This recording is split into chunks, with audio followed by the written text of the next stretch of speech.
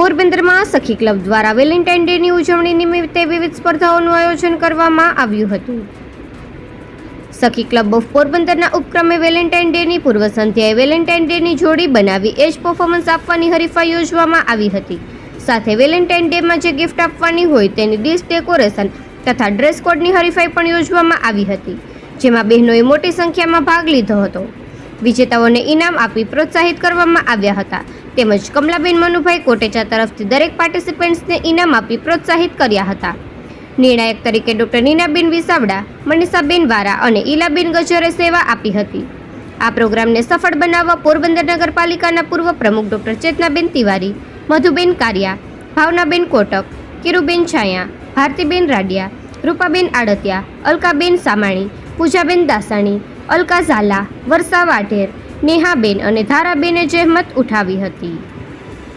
Nikul Popat, Porbandar times.